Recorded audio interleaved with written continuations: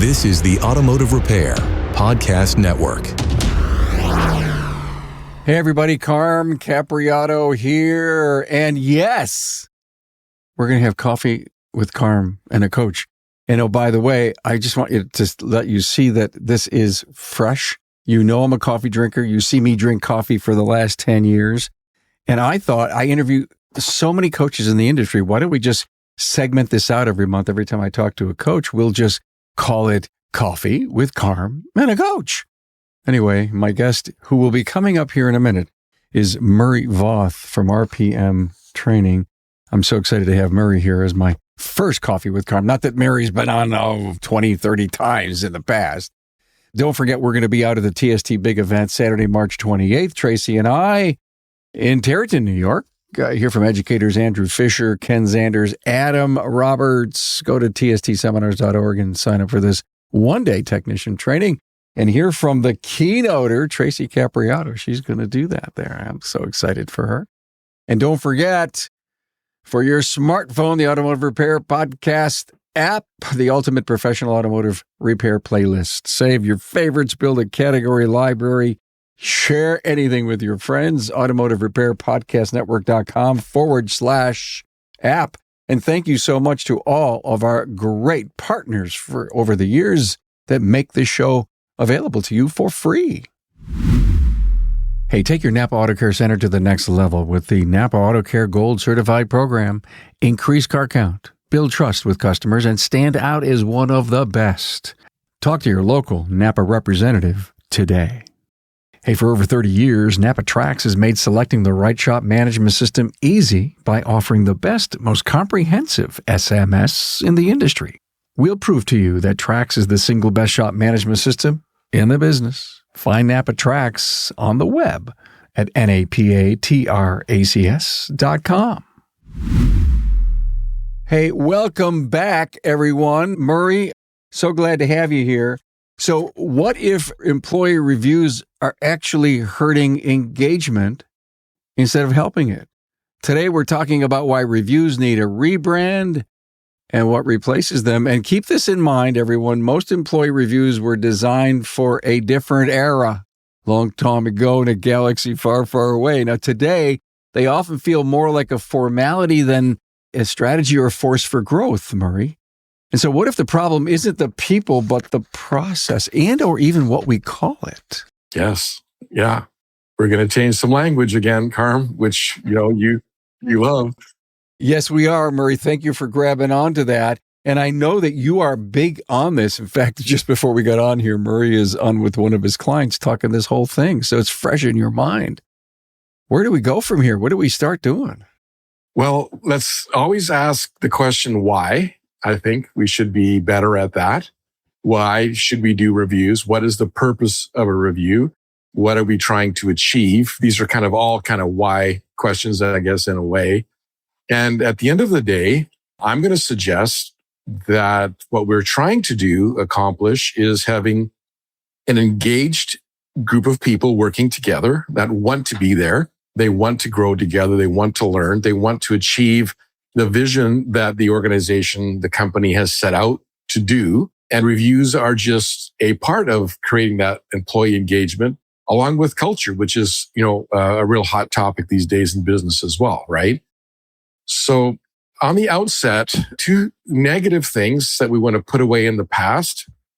One is in our industry, shop owners don't come from HR backgrounds. They don't come from business backgrounds. So they get asked to do reviews or by their coach or by somebody. They don't know how to do it, so they're nervous, so they put it off. They are afraid that it's going to be negative and confrontation. It's possible that if they work for a larger company as a technician, because most of them probably were or are, that they had a really bad experience with an employee review working at a dealership or a large brand chain store or something like that. And so we have this whole negative piece about this is a formal way to beat up my employees. Let's just be blunt. That's what the perception is. Yeah, you sit and listen. Let me tell you what's on my mind. And I was upset 4 weeks ago that you did something strange, and I really never covered it. And you sit there and you listen, and I know What if we called it a career alignment meeting? Well, that's a good one. The people that I've been following in another world of HR, I have her on retainer. A lot of she does all the HR work for my clients. She just calls them one-on-ones. I love that. So let's just have a one-on-one. But before we get there, Carm, there's one other negative thing that I want to set aside. I still saw somewhere on LinkedIn a company that was doing 360 employee reviews, which means that everybody that you work with, work with, reviews you without in the room, submits it all to somebody who then meets with you and tells you how you're seen by everybody that you work with. It has been around for over 10 years that 360 reviews are a great opportunity to backstab, set people aside, and climb over the corporate ladder. They don't work. They're ugly. So we need to get away from having employees review employees. There's a place for conversations between people. And if our time allows it, we might get to that. All right. Carm, do you have any other questions before I launch into a 3-part sermon? Listen, Father Murray, you do this. Coffee with Carm and a coach. Murray, just drop it. Let's go. So I want to add one more thing to your beautiful logo. Coffee with Carm and a coach and a cookie.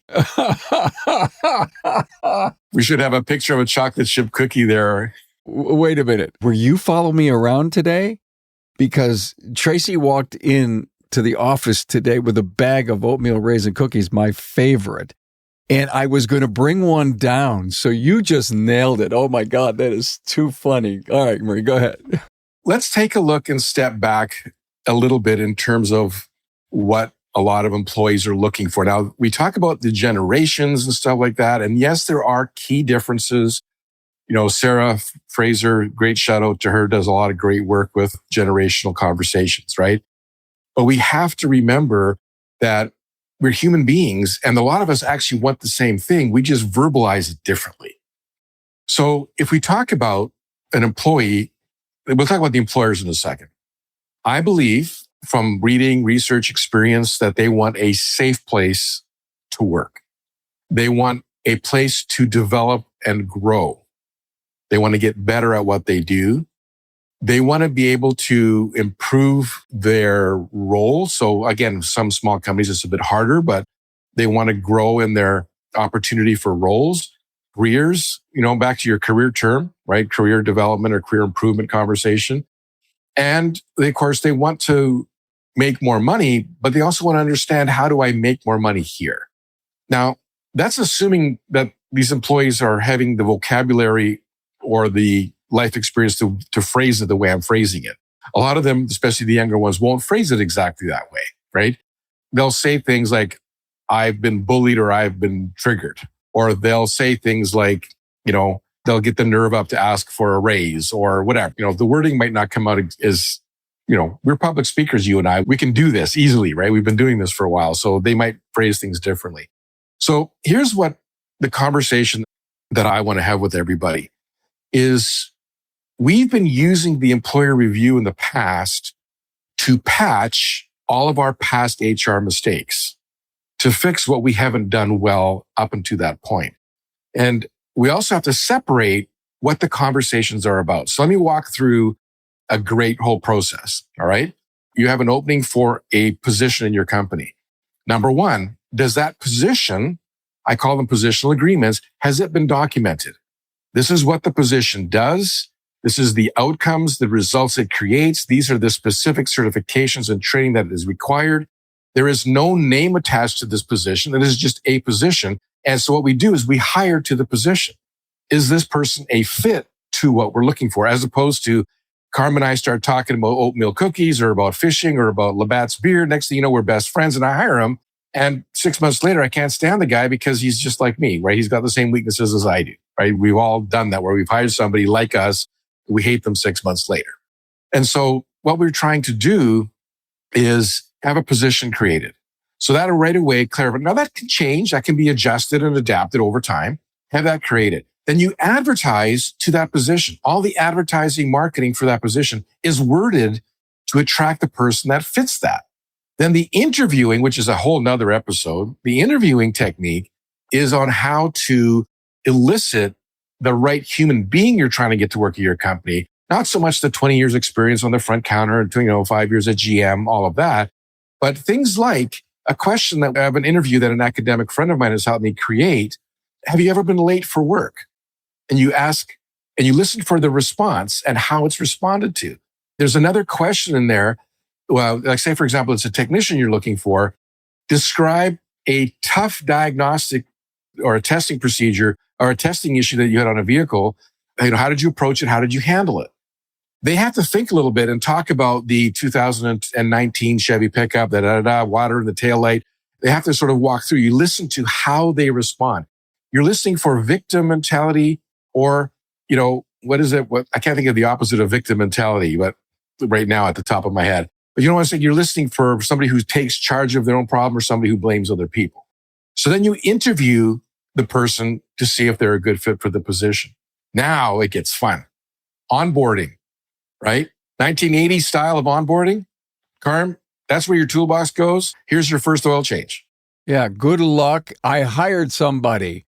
What's that guy's name? 4 weeks later. What's that guy's name I hired? Right. So there's great resources available online. AI, all of us are using it a bit more. Onboarding, right? Even things like all the legal HR stuff, contractual employee handbook, but where the washrooms are, where the change rooms are, how do the uniforms work, meeting your coworkers, right? Having introductions around the place with everybody. And then, onboarding on how we use the hoists. And even if somebody's got 20 years experience, we onboard them on how we do things here. In their first 2 weeks of working, we've walked through how we use the equipment and all that kind of stuff. Because one of the things we joked about in one of my groups this morning was the phrase that an employee says, well, that's not how we did it at my last job. Oh my God, I'm sorry. I keep thinking of the word process or protocols that we have in our business that this individual, and yeah, if the business crashes, that's because the individual hasn't conformed to your culture. Right. So we need to onboard to the culture. The other stuff is details, like, right, in terms of approach to cars and stuff like that, right? So there's that culture piece. I'm getting to the reviews here in a moment. So then you've onboarded them, and then there's a training plan, right? So everybody is signed up for training. We assess their needs, whatever role they have in the company. So we have a training plan. And you and I have done, I think we've done an episode on meetings, right? We have a daily toolbox meeting. We have a weekly meeting over basic KPIs. And then we have a monthly meeting that's a bit broader discussion. Regular meetings happen all the time, regardless of who shows up. A culture, right, of positivity in these meetings. Now, think of everything that we have removed now. The person knows what the position is. They've been onboarded to the position. They've been working there. We now, 90 days in, after the probationary period is about to end, or 89 days in Canada, it's 90 days, but I always recommend 89 so that if you can't make it to work one day because you're sick, you don't own that employee. You can already start the review process. You can call it a development check-in. Yeah, right. Now, we have to also think about the two sides of this conversation. There's the business needs, and then there's the employee needs. So a lot of my impression that shop owners think of as training is training from outside people. So bringing on some of the great technical trainers that you have in your network or bringing on one of us coaches for training. But what about the owner doing training? The owner themselves training the team in this process. I always get mixed up with my Canadian English. The idea here is we don't need to review as much of the employee's performance because that's already being checked in with all the daily and weekly meetings. Those conversations are already being had, like in a group setting or one-on-one if need be. I got to stop you for a moment. I think it's a brilliant idea to say that the owner's got some responsibility to size of the shop, general managers, scaling, but that the owner can't listen, go find out from Charlie how we do this, or learn from the guys and the girls at the counter how we do workflow and assignments. And no, it's like, I guess you're 100% right. Owner owns it. There's all this talk of SOPs, like the conversations about SOPs and process and protocols and all that kind of stuff. Well, who teaches it? I have yet to hear anybody in a conversations. Well, some of my clients are doing this, is they work together with the team to develop the SOPs, and then the owner trains them.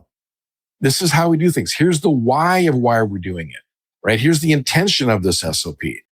And here's the thing, right? A lot of owners are uncomfortable with public speaking, even though it might only be a team of 5 they're speaking to. That is the biggest area of growth for owners in terms of the ability to speak and train their team.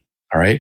So now you've eliminated the need for this 20-page employee review about how they're performing on this and that and that and that and that and that and that and that, because that's already been overall should have been dealt with.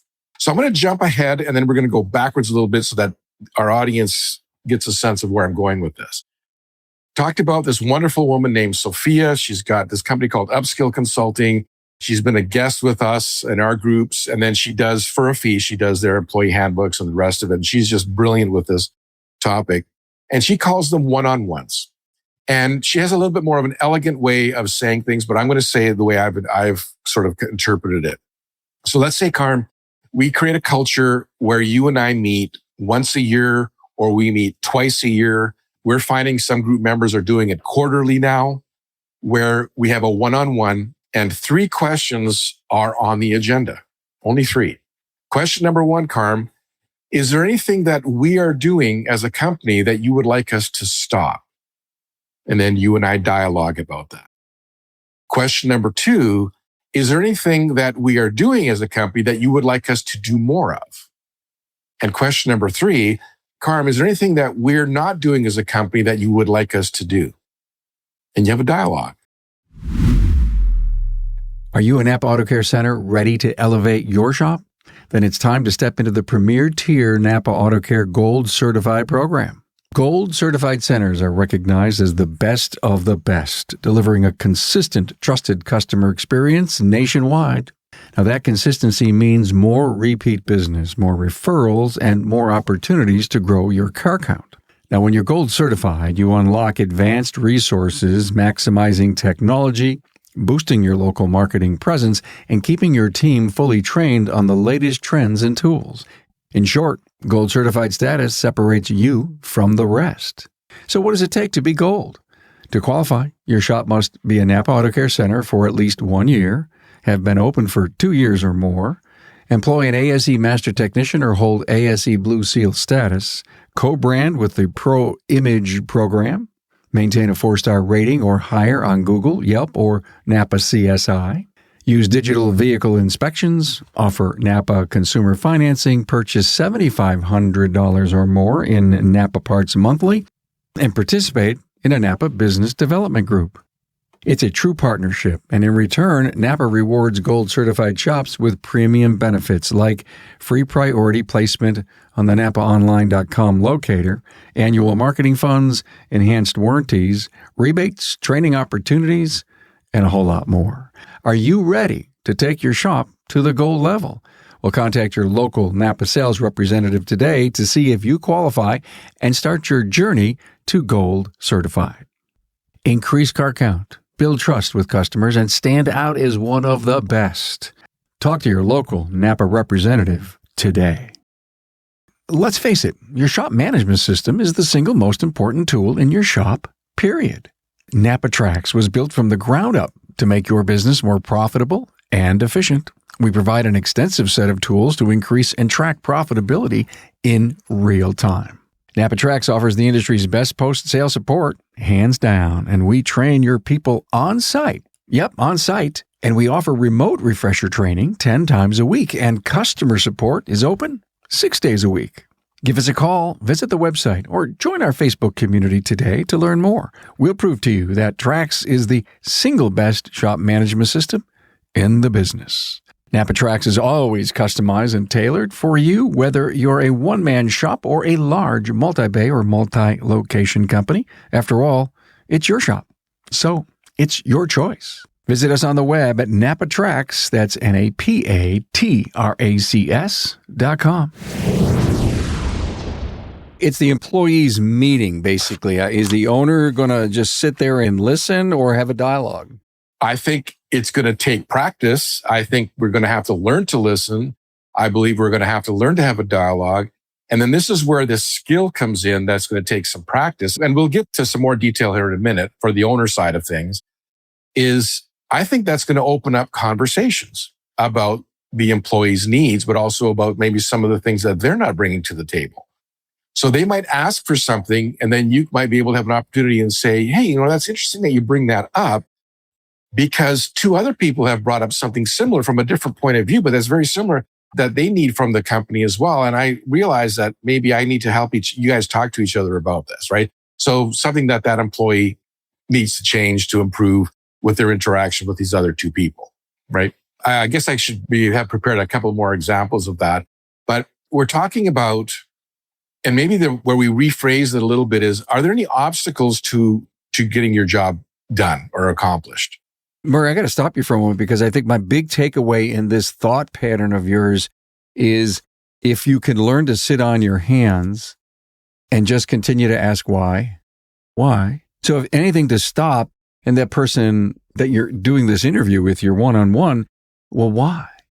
You have a level of curiosity. You got to be taking some notes, but the individual can dive deep into things and maybe let you realize that where they came from, they were doing a few things weird, but they're comfortable with it, and they would rather like the short version than the long version that we're doing. I don't think, is it a time to explain why we do what we do, or do you just want to sit and listen? Well, I would say we listen first, document, and, but then I would say, this is a natural, well, I don't know, I've practiced this for a lot of years as a coach, but this is where you learn to ask more, like you said, the questions. So let's just use an example, Carm. Let's say, for example, you have brought up to me that you don't like the way the parts distribution is working. We have a bin system. We have a purchase order number on the work order, and my bin is bin number 3. And you say to me, Murray, I don't like walking. I'm in the farthest bay across the way, and I don't like walking all the way to get my parts. Is it possible that we could have a bin system across on the other side of the shop? And then you say, well, that's actually a good idea. Let's make the service advisors walk. And that way the parts are right by you, right? So then that one's evolved right there. But let's say, for example, you don't have the space for the bin system to be on the side. Maybe you've only got 4 bays and there's no space to put another set of shelves up for the parts to be brought over to you. You can say, so is there a reason why that bugs you that you have to walk across there? Well, you keep telling me that, I'm supposed to be more efficient and I'm supposed to get my job done faster. Yet, I feel like I have to walk all the way across the shop to get my parts. Whereas the guy closest to the parts, he can naturally be faster. Then you can say, well, I appreciate the fact that you're worried about your efficiency and your productivity, Carm. At the end of the day, you know that your numbers are actually pretty good. I wasn't actually worried about it that much. I understand that you have to walk further for the parts, but here's some other areas that you're actually stronger at. Or we have a discussion about the hoist layout. Maybe we need to reassign the one person that does a lot of the heavier work, like a different bay, and we discuss, why don't we move that toolbox there, your toolbox here, but let's have a dialogue with that other technician, right? We're kind of spitballing at this point, but the idea is the conversation comes up, they can bring objections, and we can say, well, here's how we see it, and then the dialogue begins. And I'll bet you, if you decide to carve out 15 minutes for a 3-question ask or a 4-question ask, it's going to go on for an hour. If your employee, and it doesn't matter if this is a new employee after, 35, 40, or 60 days, or it's a legacy lifetime because you changed the format of this and now you're deep into the pool. Why? What's going on? What do I need to know? Obstacles and all that stuff. I got to stop for 1 minute and say this. Great idea when the purchase order is sent up to the parts store with obviously the RO number on it. There's another number at the back side of that, and that's the number of the bay. When the delivery person comes in and they know your bay layout, they're going to bring the parts directly to that bay or that specialist, and the signature is going to come from inside. But hey, I dropped them off at Johnny's place, because drivers get to know your people. Drivers get to know your layout. It's a quick way to shortcut that. I get why it all needs to be in a central place. I really get that, because somebody wants to observe that all the parts are here. But I love drivers dropping them off in the bays. I think that's a cool idea. Yeah, and there's multiple systems that people are using for that. Some people have a central bin system. Some people have shelving spread out throughout the shop. I know 2 shops that have shelving right beside each technician's workbench, and it's brought right to them. And again, they have the space for that ability to do that. So I get it. These are great ideas.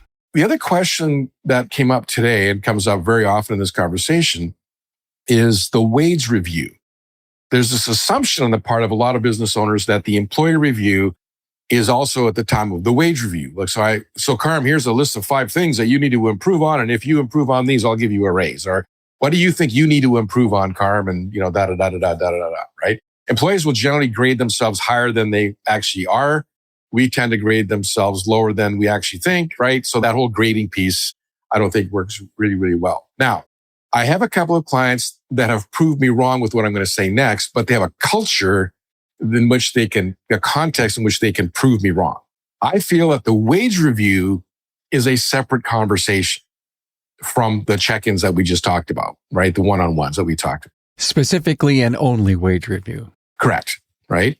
Now, the reason for that is I want to be able to have a conversation about your concerns and even about your performance without money hanging over our conversation. I get it. There's a piece of their brain is going, oh no, am I going to get a raise? Am I going to get a raise? They're not even thinking about the conversation. They're just thinking about, is the word raise going to be in this conversation? As opposed to, and again, people do this differently, once a year, twice a year. I like twice a year. It spreads it out a little bit, where you sit the person down with a set of KPIs that they have control over, they've been trained on, they've been engaged with, they can teach you back how they have control over these KPIs. And then you can talk about how they're going to get a raise or how they could earn a raise, right? It could be productivity, efficiency, billed hours per technician per day. We don't have to get too carried away on KPIs. There's lots of other episodes with numbers that your guests have done, right? We could call that a metrics review. Yeah. And metrics have everything to do also with wages. It's numbers. So we have a development review, career development review, and we have a metrics review. Now, one client this morning does them at the same time, but the employees, he's got them where they're engaged. Like his culture, he's worked very hard the last few years at it, where it works, right? They have the dialogue about how all that all works in that place. But generally, I find initially it's important to separate them. Now, this leads to, and I don't want to go off in the weeds with incentives and bonuses and stuff like that, because that's, a slippery slope. But what I do want to say is we need to have a plan so that our employees understand how raises work, when and how they work, so that they're not just left hanging, thinking about when can I bring up a raise or when does it come up. They will know that every January the 15th and July the 15th, they're going to have that meeting. They know that they've been told that on the onboarding process that this is how it works. All right. So at Christmas time or the holidays is fraught for a lot of people. It's a really happy time for a segment of people, and it's a very sad time for a segment of people. I remember back when I was an employee at a company, one year I received a $200 bonus, which is a lot of money back in the late 80s, early 90s. And the next year I got a Starbucks coffee mug, and I was confused. I understand. What did I do wrong? And so we need to separate the end of the year holiday celebration piece from the business piece. So and by the way, everybody listening, you're going to do this your way. I'm not going to judge you. I'm just laying out some of the pitfalls that happen if you are not careful, right? If you want to give your employees a Christmas bonus, right, that is unrelated to their performance, that's fine. That's a gift. Some shops have moved away from a Christmas bonus dollar-wise, and they've put on a nice celebration with a food basket or, some kind of a gift shopping cart or whatever to a grocery store. And then in January, they review the year or wherever their fiscal year is, and they review that. And then they do bonusing and they do structures around that whole piece, right? So the idea being is I think we need to separate the rewarding process. There's the gift, as in we're celebrating the holidays. Here's a gift from us to you. And then we separate that from incentives, bonuses, and other payouts and raises aren't part of a business conversation.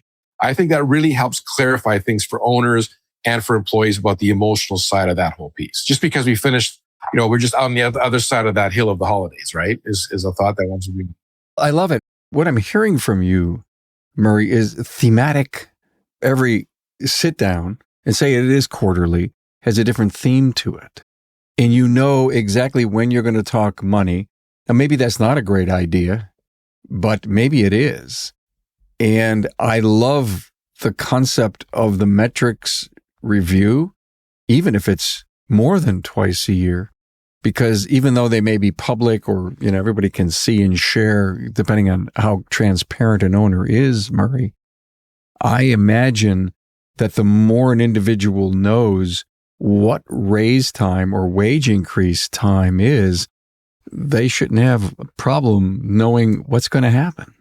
Obviously, business dictates how much of a raise, because sometimes it's not the employee's performance, it's overall business atmosphere, other challenges that the business might have.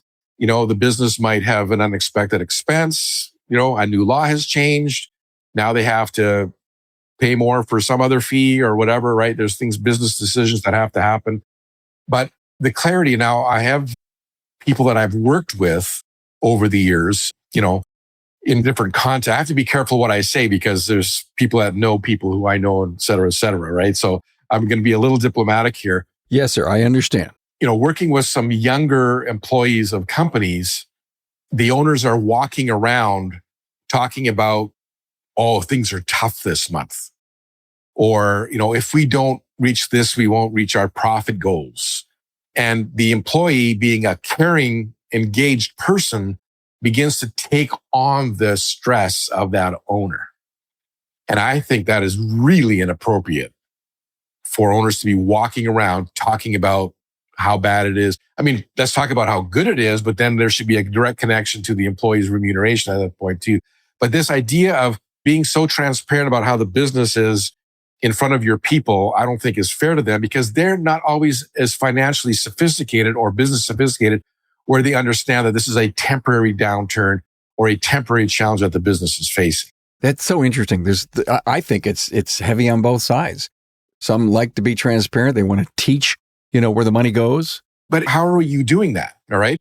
So if you have a culture where you are very transparent and there's a set of numbers that everybody sees, and I know people that show everything, right? I have clients that show everything right to the net, and they have those conversations. They're mature, guided conversations about the reality of where they're at. I got no issue with that. Where I have an issue is a shop owner who barely understands their own numbers, is not doing regular reporting, is behind on their books with their accountant, and is walking around because their checking account's low, walking around going, oh my goodness, business is really slow this month. Or man, I'm stressing out. They're dumping their own BS on their people. That's what I meant. There's just no way that should happen. I mean, I would want to sit down with an individual and ask them the why question. Why are you doing this? What empathy are you looking or sympathy are you looking for? These are squarely your problems. I don't think your people, wow, okay, well, I got to leave. This place is going nowhere. I got to go find another job. I mean, the connotation of something like that is just terrible. Now, I'm not saying that the business being transparent something could have happened. Road closure, dam, hurricane, whatever. Those are the things that challenge a business. But you don't seep in the negative because, hey, we're going to pull out of this thing, everyone. We're going to pull together. You know where we're going and how we're going to get there. Oh yeah, we're not going to be hide or be Pollyannish, but what I'm saying is we're going to do it appropriately, structured. I love that word. With a plan, moving forward on how, and ask them for solutions too. Once they understand the problem, ask them for solutions because there is knowledge and wisdom in your team as well. Hey, look, before you keep going, we're with Murray Voth, RPM training. We're talking our employees' reviews broken, and I hope you're enjoying this as much as I am. Listen, I always have coaches on, but I've decided to call this thing Coffee with Carm and a Coach. And we're going to start doing these monthly specifically with coaches, even though I just do this all the time. I just want to kind of narrow cast this down and have people tune in to hear the wisdom from all the coaches that I know in the industry. Okay, I had to do a little mini commercial for you there. All right, fantastic. Well, a mini commercial, this is amazing. So the nagging question that might still remain, we've done developmental conversation, career development. We've done the metric conversation. Where do we have that conversation about, improving their performance or improving what they're doing? There's no reason why we can't do those ad hoc. In other words, we see an issue. It's not a review. It's a training opportunity. We have to separate. And maybe it's just semantics, but for me, it's hey, Carm, I'd love to talk to you about something here. If, between your next two cars, come, we'll have a little chat about it. And then you just go through the thing that you wanted to talk about, right? This is an area that I had a lot of growth when I was young in business. I didn't like, I still don't. I can deal with it now. I've got the maturity, but I didn't like confrontation. I wanted to be a nice guy. I wanted to be liked. I didn't want to be negative to my employees. And so then I would delay dealing with stuff, right? I'd be walking through the shop, from parking in the back and going to my office, and I'd see something going, and I'd be like, I got to get to my desk and finish this. So I would avoid that. I would say, I'll deal with it later. Of course, I wouldn't deal with it. And then something else would happen 4 days later. And all of a sudden, 3 weeks in, I yell at somebody, right? I lose my temper. Murray explodes. And it wasn't good. So I did get some help with that and learn to step in again. But let's circle back to, let's say a person is doing a process incorrectly. Now, I'm going to use an example that I may have used somewhere in our episodes, Carm, but I think it's worth repeating because it's so real and so much fun for me. So a client in conversation in his group talked about this young junior employee who was doing the wheel balancing, like for a winter tire changeover, right? So this is in the fall, doing that. He had delegated to his technicians to train this new young apprentice on how to do wheel balancing, all that kind of stuff. Now, part of the process of preparing a wheel to balance it is to clean it, right? If you have mud or accumulation of stuff inside that rim and you put it on a balancer, you might balance it now, but if some of that mud breaks off later, it'll be out of balance. And so you're supposed to wash the rims, right, before you balance them. So my good friend walks by this young fella. The wheels are not wet. They're dry. They're on the balancer. And he snaps at him and says, how come you didn't wash them? And the young fella said, well, they looked good to me. Now, that's the story I heard, right? The complaining about these young people today, So I asked the owner, I said, go back and ask the kid why he has to wash the rims. What do you mean? He got trained. I said, no, go back and ask him, why does he have to wash the rims? And he had never been taught why he was washing the rims. He thought it was cosmetic. All right. So here's a young person who got yelled at. He said it was fixed, but who got yelled at because the training gap in terms of why they were actually doing something was missing. I'm learning lessons as a coach after doing this for so many years. And I have now added some more layers to some tools that we use in RPM. And this is you've probably heard, have you ever heard of Bloom's taxonomy? The whole learning process, teaching process and stuff like that. So I've taken Bloom's and a couple of other things that I don't remember the names of. And I now have a list of about 80 things that my clients need to self-assess them on. Okay. So question one is, I have taken training on this topic. Okay. Green, yellow, red. They have a toggle in the sheet to tell. Okay. Number two, I understand this concept and can explain it to my coach in my own words. So in other words, as an employee, as an apprentice, I can explain in my own words to the head technician, to my boss, why I have to wash the rims. Okay. So we're asking them, teach us back to us, teach me back, right? Number three, I know how to implement or apply this knowledge, right? Because it's one thing to know the theory. It's another thing to physically or mentally do it. Number four, this concept is implemented or this process is implemented or whatever. My employee's now doing it successfully. And number five, we have evaluated this concept when appropriate. So if you think about the 5 points, when somebody's not doing something right, question number one is, have they had the training? Question number two is, can they teach you back in their own words what it is that you're asking them to do? Number three, can they demonstrate that they understand the implementing it, taking the theory and actually doing it in real life? And then a little check, yes or no, is it done? And then number five is, it evaluated? So many times when people aren't performing or doing or do something different or whatever is because they haven't had the training. Or they may have had the training but don't want to comply, which is we have to be ready for those conversations. Back to the why. So is there a reason why you feel you need to continue to do it this way? Murray, Should business be this sophisticated? I'm being a little sarcastic because you and I and everyone in the top tier of our industry knows this is how business needs to be done today. Let's address that from the standpoint of the blue-collar tradespeople that are generally listening to us. All right? I'm hoping that in our audience, there are people that had a great experience as an apprentice/junior technician with a mentor or a journey person. All right? Like we have the formal apprenticeship program in Canada. There's ASC in the States. There's other things.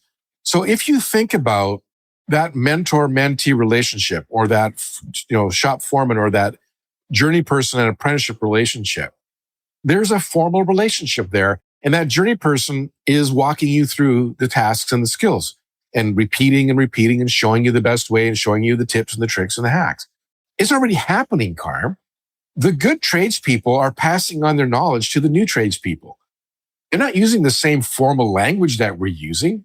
There might be quite a bit of salty language mixed in there, right? But it's already been around for centuries where there's been good mentors and people learning from those mentors. What's happened is, in our industry specifically, because that's the one I know, is a lot of these people then went on to be owners and began to feel the financial stress of business ownership. And then without the formal training about psychology and how people work, they begin to push and shove and bully people because that's just how they think they have to do to get the business to be profitable. Or if they had a negative, so here's the other thing, Carm, is for all the ones that had a negative experience, they're going to do karma is a, whatever, and they're going to teach their apprentice, they're going to beat up on their apprentices the way they got beat up on. The number of times I have heard a journey technician say, these young people got to toughen up because you should have seen what I went through, has to stop. We have to stop the hazing. We have to stop the bullying. At the end of the day, it's really, yes, there are some psychology pieces that you need to understand, but at the end of the day, it doesn't have to be that complicated, right? Like, is there anything that we need to improve on? Is there anything that we're doing you'd like us to stop? Is there anything that you'd like us to continue to do? It's pretty simple, 3 questions, right? And then the other 5 that I just listed, has the person been trained? Can they explain it in their own words? Can they demonstrate that they can implement it? Has it been implemented, right? And have we evaluated it? That's 8 things.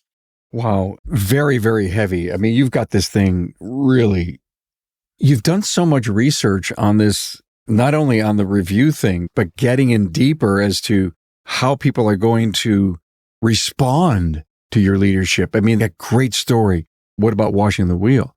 I can only think that if I was an owner, what could I take back with this? It was a now moment. Think about that. It was a now moment that you cannot let fester, go away.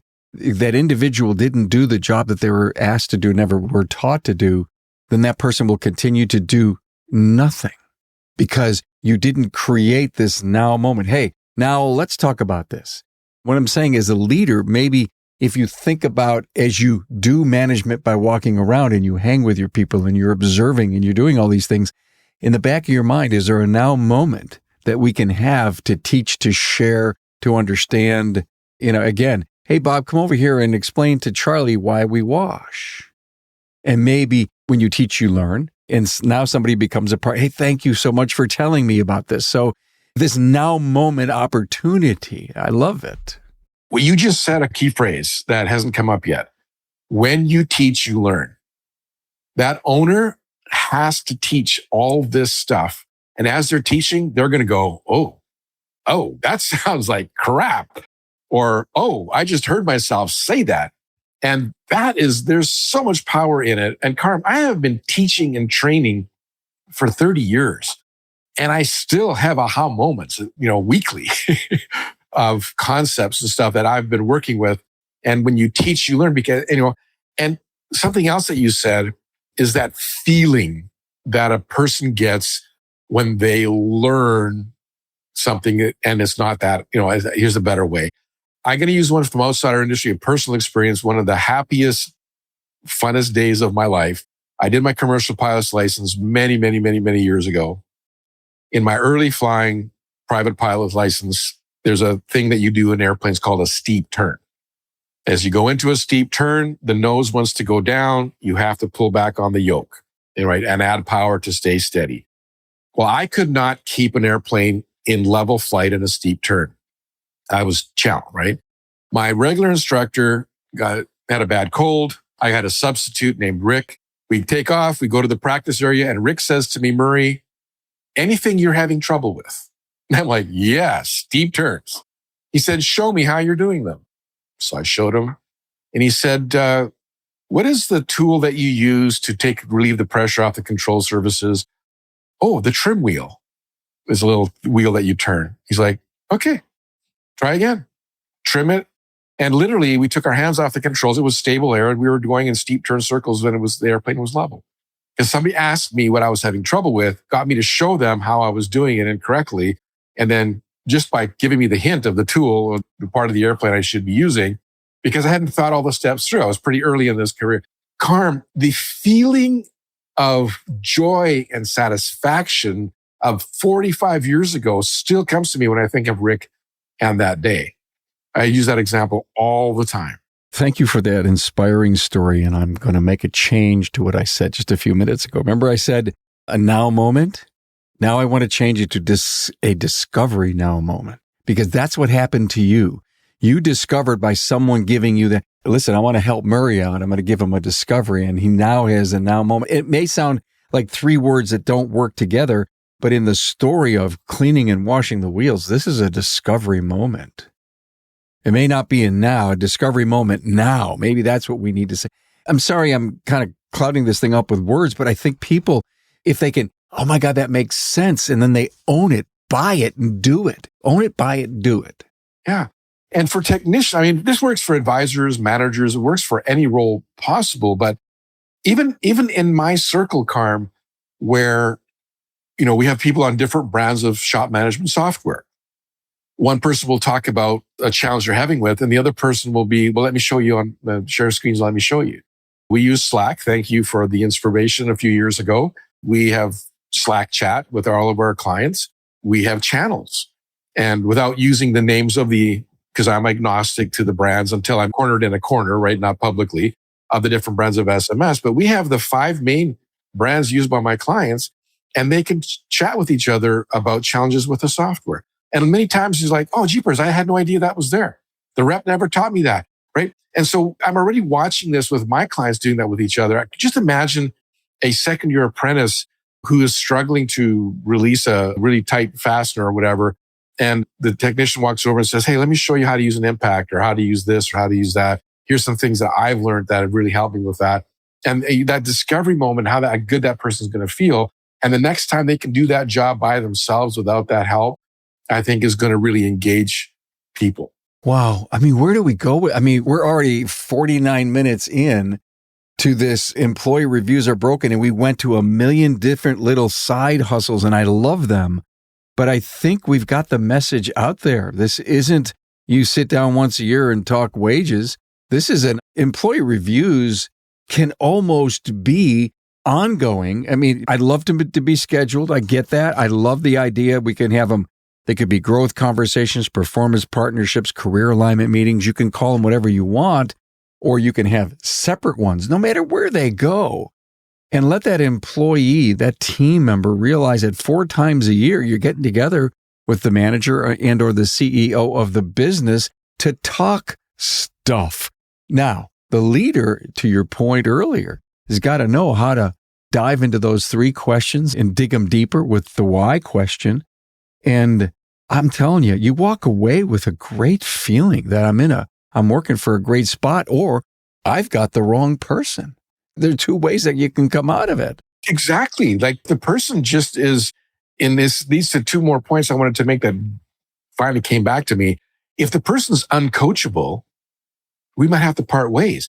And that's what I was going to say is the language that a lot of modern employees without generation, modern employees are looking for is coaching. They want to be coached. So how do I get better at running the 100-meter, right? How do I get better at football? How do I get better at baseball? We have coaches for so many things. Why can't we see ourselves as a coach to our employees? Murray, are you teaching your owners how to coach their people? Yes. We're role modeling it with the way I coach them. We have monthly meetings. We have individual sessions together. We're using the same principles across the board. I'm in love with this concept. Teach him how to be a coach. Go ahead. Last one. The other one is the one-on-one, yes, it's scheduled. It doesn't have to be that formal. A lot of owners that are doing that are finding it off-site in a restaurant, doing lunch or doing dinner. It calms it down. It's a social. We're breaking bread together, right? So that's a piece that I have found that has worked well for a lot of people. So there's the coaching piece. There's the breaking bread together piece. So one of my clients this morning, who's just turning 40, got frustrated with an employee, a young employee, and said, I've been working at a shop longer than before you were born. He went, holy mackerel, I'm old. He's 40. And I looked at him and I said, what year were you born? And I said, I started my career the year you were born. So it gets worse. Anyways, yes, it does happen. Now, we need to train our team that we're going to be doing this and the why we're doing it. You don't just wake up one morning and call an employee into the office and do one of these. Because what happened with me was I got inspired to do these. I called my first employee into the office and everybody else was running around going, why did Earl get called into the office? Did he do something wrong? And I'm like, oh, I guess I should have told everybody that I was going to do this. Really important to lay the groundwork, train them on, right? And one of my clients years ago, one of my early coaching clients, when he talked about doing staff meetings, his hands were shaking. He was that nervous about it. And he said, what would my first agenda item be? I said, your first agenda is why we're doing staff meetings. I love what we talked about today. I think it's an inspiration for owners out there to rethink, of course, the whole review process. And I love your final point was so strong. Here's my takeaway. Our review policy and protocol. Okay. I love the word protocol today. It's protocols above the process. And so here's our protocol for reviews. I want everyone to know it. Here, I'm going to sit with you quarterly. We're going to call it this. We're going to talk about all these things. Be prepared. Everybody's going to go through it. We're going to have a blast. You're going to teach me. I'm going to teach you. I want to know what's going on in your world, how we can make the business better. I mean, what a great introduction in a meeting for everyone to start realizing that these yearly reviews aren't going to be pain. Have a pain streak. I got to take ibuprofen before I go meet with Murray. Yeah. It's an ibuprofen day. It can be. Yeah. RPMtraining.net. Murray Voth has been a great friend, a great coach in the industry from Canada. I think you probably heard him say process a lot. Thank you so much for being here. We're going to do coffee with Carm and a coach often because I think our coaches have so much great wisdom to share. And you can sit back, listen on our app, and share it with a friend and have a blast. Murray Voth, thank you so much for this. Oh, my pleasure, Carm. Absolute pleasure. Thanks for being on board to listen and learn from the premier automotive repair business podcast, Remarkable Results Radio.